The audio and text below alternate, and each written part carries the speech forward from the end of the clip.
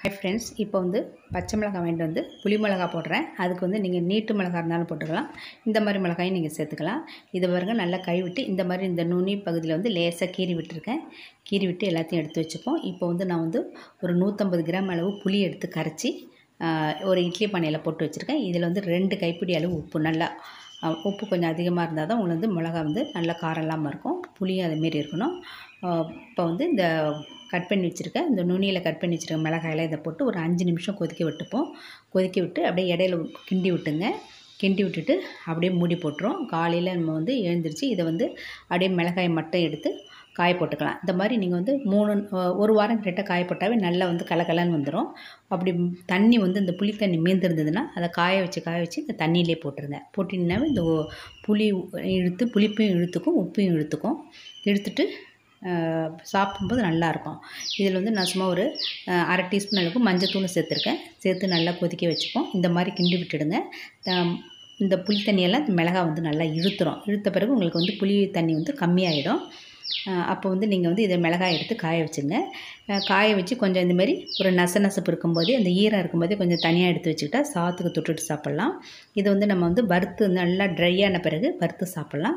அந்த ஈரப்பதம் இருக்கும்போது டெய்லி வந்து சாதத்துக்கு, மோர் சாதத்துக்கு, பழையத்துக்கெல்லாம் தொட்டு சாப்பிடும்போது நல்ல டேஸ்ட்டாக இருக்கும். இப்போ இதில் கொஞ்சமாக மஞ்சத்தூள் போட்டுக்கிறேன். மஞ்சத்தூள் போட்டு அப்படியே மூடி போட்டு வச்சிடுறேன். மூடி போட்டு ஒரு 5 நிமிஷம் கொதித்த பிறகு அப்படியே கிண்டி விட்டு நம்ம வந்து ஸ்டவ்வை ஆஃப் பண்ணிவிடும். ஆஃப் பண்ணிவிட்டு அப்படியே மூடி வச்சிடுறேன். மறுநாள் காலையில் எடுத்து இந்த மிளகாயை மட்டும் எடுத்து காய வச்சுக்கலாம்.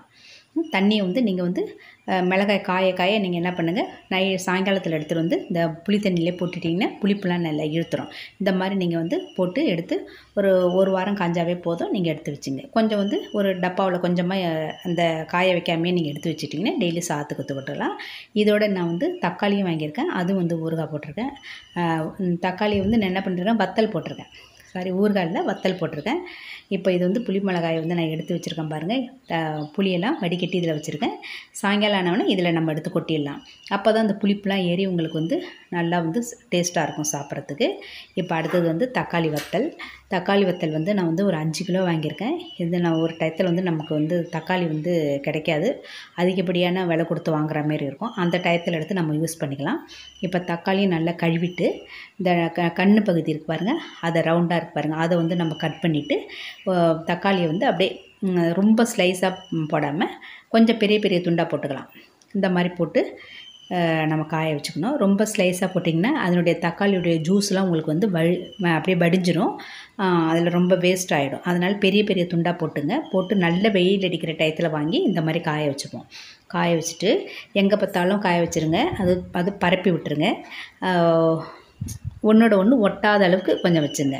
அப்போ தான் வந்து உங்களுக்கு தனித்தனியாக எடுத்து வச்சுங்க. இந்த மாதிரி எடுத்து வச்சுங்க. படுக்கையில் போடாமல் எடுத்து வச்சுக்கிட்டா தான் இந்த தண்ணியெல்லாம் வந்து உங்களுக்கு வந்து நல்லா சுண்டி வரும். இப்போ இது மேலே வந்து நம்ம வந்து கொஞ்சம் உப்பு எடுத்து தூவி விட்டுக்கலாம். நல்லா பவுடர் சால்ட் இருக்கு பாருங்கள், அது கல்லுப்பு இருந்தால் கல்லுப்பை வந்து பவுட்ரு பண்ணிவிட்டு இந்த மாதிரி மேலே லேசாக தூவி விட்டிங்கன்னா அப்படியே வத்தல் வந்து வீணாகாமல் இருக்கும். இந்த மாதிரி நீங்கள் எடுத்து வச்சுங்க. அதாவது சாஞ்சிக்கிட்டு இருந்தாலும் நீங்கள் வந்து நேராக அப்படி எடுத்து வச்சுக்கிட்டிங்கன்னா இந்த ஈரப்பகம் உள்ள பகுதியெல்லாம் உங்களுக்கு சீக்கிரமே காஞ்சி வந்துடும்.